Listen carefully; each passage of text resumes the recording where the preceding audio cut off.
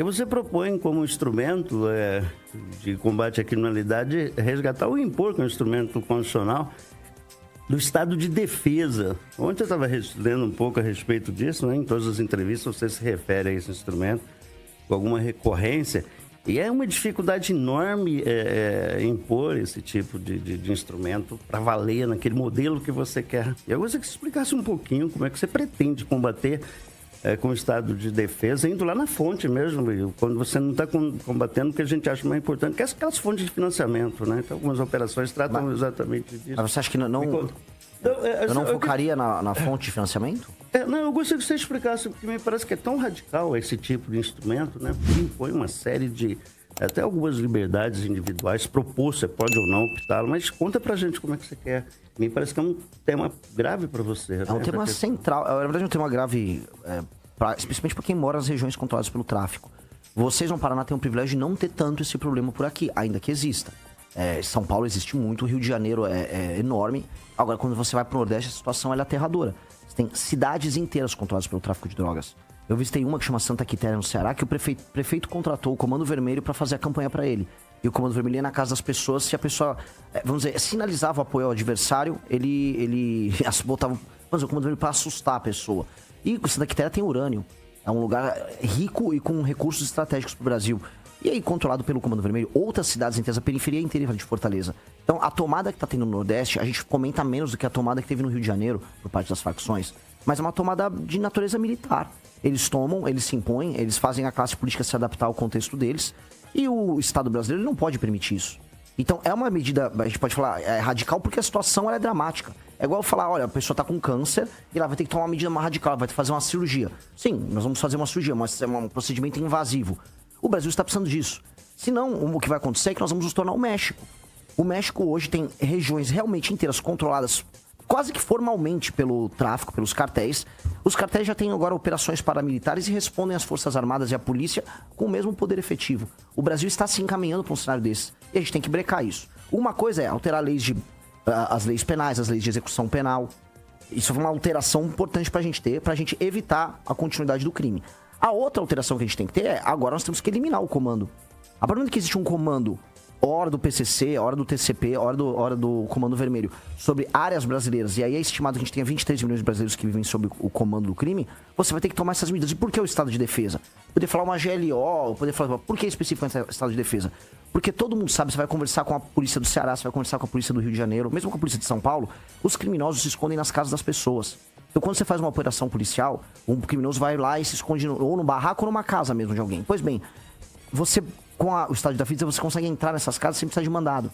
Porque você tem que capturar esses caras. Tem que ter a lista de quem você vai capturar. Você monta a operação e você vai circunscrever aquela área dominada pelo tráfico. E você vai capturar todo mundo que tá ali. Fala, meus queridos, aqui quem fala é o Alan do canal Inevitável Cortes. E no meu segundo mês postando cortes aqui no YouTube de figuras do Partido Missão e do MBL, eu faturei cerca de 25 mil reais ou um pouquinho mais de 4 mil dólares. E se você tem interesse em estar criando o seu próprio canal de cortes, eu preparei um treinamento 100% focado, mostrando o passo a passo para você estar conseguindo fazer seus cortes de figuras do Partido Missão e do MBL. Para acessar o treinamento é só clicar no primeiro link da descrição ou ler o QR Code que tá aparecendo aqui no meio da tela agora. Ou você vai prender, ou você vai matar. Mas é isso que vai ser feito. Então, a gente pode chamar de medida radical, a gente pode dar o nome que quiser. O fato é, a gente não pode, ao longo de um ano, no meu primeiro ano de mandato, permitir que o Comando Vermelho ou o PCC existam. E aí você fala, poxa, mas e aí como é que fica a parte de inteligência? Uma coisa não é em contraposição à outra. Tem que fazer as duas coisas ao mesmo tempo. Por exemplo, essa mesma... A gente falou, vamos botar um estado de defesa circunscrito ali às favelas, as regiões tomadas pelo tráfico. O Porto de Santos e São Paulo tem que entrar. O Porto de Santos tem que ter um estado de defesa que pegue o Porto de Santos. Porque é por lá que o PCC está exportando a droga dele. A Polícia Federal e as Forças Armadas Brasileiras têm que estar na fronteira do Mato Grosso do Sul, que é onde entra a droga para passar pela Rota Caipira. Tem que ter uma medida inteligente que definitivamente quebre, prenda e ou mate as lideranças do tráfico no Brasil. Senão a gente vai ficar fingindo que a gente está tendo uma normalidade, quando boa parte da população brasileira, coisa de 10%, já vive sob o comando do tráfico. Você quer... Não, eu quero você usar as Forças Armadas, o Exército. Também. A gente, sabidamente, não é uma força destinada a operações urbanas, né? Sempre convocadas. Isso, para a garantia da lei e da ordem, já deu um monte de problema no Rio de Janeiro. Então, sim, eu acho que é uma força que não está preparada para ações desse tipo. Mas ela não faria isso. E implica num trabalho bastante complexo de convencimento. Mas não é complexo. Quando você fala, eu vou entrar na casa e buscar o bandido, aí você já estabelece um confronto perigosíssimo para aquele cidadão. Mas olha só, o bandido tá lá.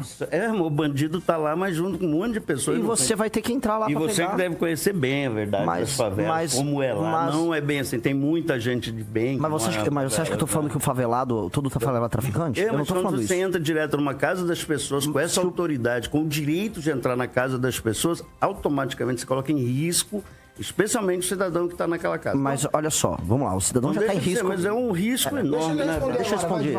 Foi um bom ponto o que o senhor trouxe, mas o senhor está errado. Efetivamente o senhor está errado. Primeira coisa, o traficante, ele faz refém a pessoa é obrigada a colocar o traficante dentro da casa dela.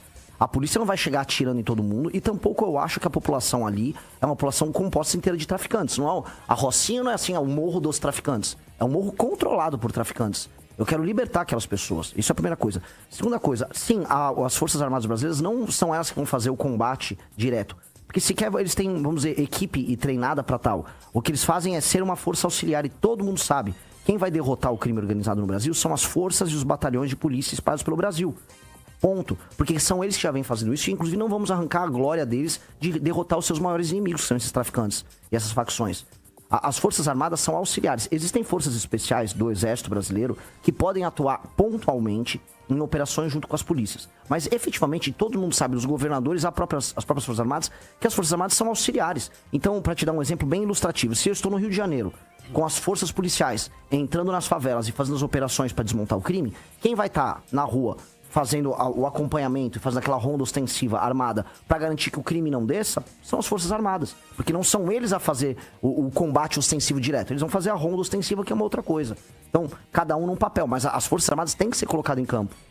Porque elas são forças auxiliares que vão permitir a consecução do projeto. Vamos lá. Ô, Fernando Tupan, sua vez. Bom dia, Renan, tudo bem?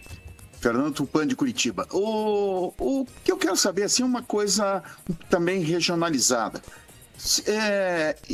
Existe algum deputado estadual ou algum candidato ao governo que possa vir para uma missão? Eu sei que houve uma conversa com o senador Sérgio Moro. Como que está tudo isso aí que ele está num conflito constante com o deputado federal Ricardo Barros e talvez ele não tenha espaço lá. Existe essa possibilidade do Moro bater na porta com a Rosângela ou só o Moro? Boa com o ex-ministro Sérgio Moro, com o senador Sérgio Moro. A Rosângela também, ela é amiga da Amanda. E eles estão passando por um problema que nós já passamos, né? Que é confiar na palavra do União Brasil para qualquer coisa, né? Não dá para confiar no União Brasil. Então, o Moro está provando de algo que a gente provou nas eleições municipais em São Paulo com o Kim Kataguiri. E o caso dele é ainda mais grave, porque o Moro lidera as pesquisas aqui, né? Nós não tivemos nenhuma conversa, mas nós temos uma relação boa. Naturalmente, nós temos um candidato ao governo aqui do Paraná, um pré-candidato, que é o França, e qualquer coisa passaria pelo Moro conversar com o França e entender que, assim, nós temos um projeto que é o Livro Amarelo, nós temos uma agenda muito clara e muito específica, nós não somos um partido de aluguel, né? Então, assim, deixa eu sentar aí, deixa eu fazer uma composição. Conosco não existe isso, eu volto a falar. A gente tem um partido que eu preciso respeitar, antes de tudo, o trabalho de mais de 2 mil jovens que foram coletar a ficha no meio da rua. Dito isso, o partido ele precisa crescer e... Se alguém se adapta e se é da vontade do time do Paraná, poderia. Mas isso aqui é só especulação e conjectura, porque não há conversa. Bom dia, Renan. Recentemente, em uma live, você chamou o senador Flávio Bolsonaro de ladrão e traidor e que ele precisa ser destruído. O senhor tem a falar sobre essa polêmica? Se é esse o discurso que você pretende implantar na campanha, né? Falar que precisa ser destruído. O que quis dizer com isso? Eu quero te perguntar de volta, o que você consegue inferir de alguém que num discurso político disse que outro político precisa ser destruído? Você acha que eu ia desmembrar o corpo dele em pedaços? Não é isso, né? Destruído é o projeto político dele, que é um projeto ruim, dado que ele é ladrão e traidor, e ele é. Esse projeto não pode dar certo, porque não é bom pro Brasil. Tem algo específico dele ser chamado de ladrão e traidor, assim, que você possa Poxa, expor aqui? posso. Ladrão. E fica muito vago falar que o cara é ladrão, Não, né? não é, Você eu tá fazendo posso- uma é que acusação assim, grave. Eu posso entrar no detalhe. Eu posso entrar no detalhe. O Flávio Bolsonaro cometia crime de peculato no mandato dele, como deputado estadual. Era o crime da rachadinha. Um crime confesso pelos seus próprios assessores. Não é que eles negam, não era um crime controverso, é incontroverso. Houve movimentações, o Queiroz pagava as contas pessoais do Flávio Bolsonaro utilizando o dinheiro que era extraído dos salários dos funcionários que fingiam que trabalhavam para ele. E o negócio só parou, esse processo só deixou de andar por conta de 2 decisões, uma do Toffoli e depois uma do Gilmar Mendes, que trancaram.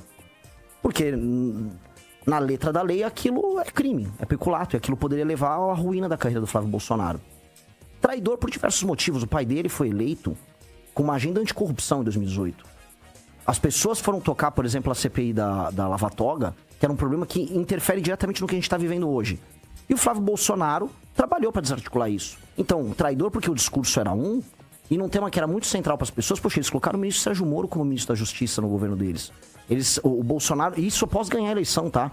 Tem que falar, o Bolsonaro surfou no Moro. O Bolsonaro não surfou no Moro, ele ganhou e depois chamou o Moro. Então ele trouxe para si esse compromisso, uma agenda que levou milhões nas ruas. E o Flávio fez outra coisa. Portanto, é um projeto que não apenas não é confiável, é um projeto que em si é corrupto. E por ser corrupto e por não ser confiável, não pode ser o projeto que vai representar o Brasil que trabalha e produz. Porque o que a gente chama de antipetismo no Brasil, a gente está falando em grande medida dos brasileiros que mais trabalham e mais produzem. As pessoas que estão nos ouvindo aqui em Maringá, elas vão entender isso. Aqui é um povo trabalhador. Só que vocês estão devotando a energia de vocês a um projeto que não apenas não deu certo, mas que é formado por pessoas que são ruins. O caso do Flávio Bolsonaro é isso. Eu vou mais ou menos nessa toada. O Ângelo aqui, o Ângelo Rigon, ele costuma dizer a seguinte frase: que Maringá é a terra dos locks, que as pessoas gostam de ser enganadas por aqui. E aí eu vendo o teu discurso de ontem em Londrina, você usa a expressão que o sulista é otário, né? E vocês estão, na verdade, assim, a tua fala de ontem em Londrina é muito próxima do que o Rigon usa como discurso aqui com relação às mesmas coisas.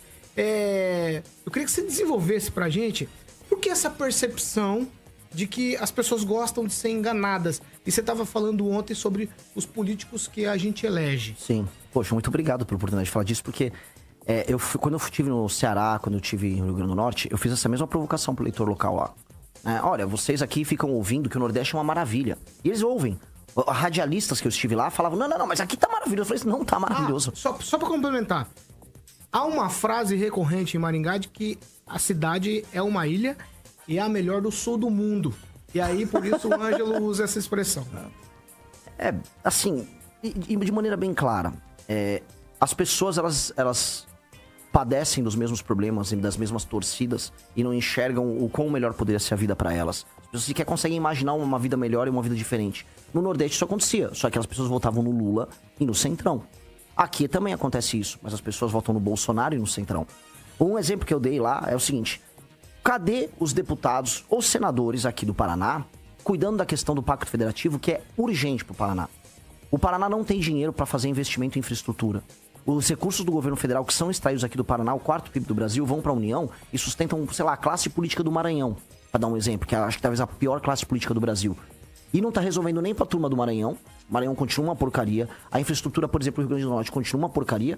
E não resolve pra vocês. A diferença aqui é que quando eu tava numa estrada, cruzando uma cidade pequena do Ceará pra outra, às vezes 1 hora de estrada, você não via caminhão passando. Porque a atividade econômica é quase nula lá. Aqui tem caminhão a dar com pau. Tem uma alta produção, rodando numa estrada esburacada, com uma infraestrutura patética. E os parlamentares daqui, a política daqui, essa é a minha crítica. Não, eu só tô aqui, lutando contra o comunismo. Calma aí, que tal você lutar assim? Recursos federais para o Paraná, alteração do Pacto Federativo. Ninguém fala disso, porque não dá voto. Porque se defender e cuidar de problemas que resolvem a tua própria vida, não dá voto. O que dá voto é falar que tá enfrentando aí. Tô enfrentando a esquerda aqui, que todo mundo tá sempre enfrentando uma esquerda. É sempre esse discurso de enfrentamento da esquerda, mas não tem discurso de enfrentamento concreto. E aqui no Sul isso é especialmente grave. No Sul de São Paulo. Isso existe em São Paulo? Óbvio. Mas no Sul esse assunto é especialmente grave, porque parece que no Sul o Brasil já deu certo, as coisas se resolveram, e agora vocês querem salvar o Brasil do comunismo. Cara, primeiro, o catarinense, resolva primeiro aí seu saneamento básico que não existe, e a ausência de estradas. e vai cobrar o governo federal disso antes de só ficar achando que vai salvar Santa Catarina do comunismo. Mesma coisa o Paraná. O Paraná é um colosso de produção agrícola. O Paraná tem uma economia complexa. O Paraná precisa de infraestrutura desesperadamente. Então, o eleitor do Sul tem que meio que, assim, despertar e falar: deixa eu parar de ser trouxa um pouco, deixa eu cobrar um pouco desses parlamentares que eu elejo. Então, todos lá, vamos repetir, lutando contra o comunismo, mas ninguém resolveu a estrada esburacada aqui do Paraná. Ninguém nem olha pra esse assunto, porque é um assunto que não dá voto, não dá like, você não vai conseguir crescer em rede social falando desses assuntos. E é o bode na sala, porque enquanto isso vai ter um parlamentar lá do Maranhão, que não tá ligando pra esses discursos nenhums, e ele vai estar levando dinheiro aqui do Paraná lá pro Maranhão pra ele roubar. E essa é a real, essa é a triste realidade do jogo. Gostou deste vídeo? Curta, comente e se inscreva para mais cortes como esse. E não se esqueça, nada escapa da mira da onça.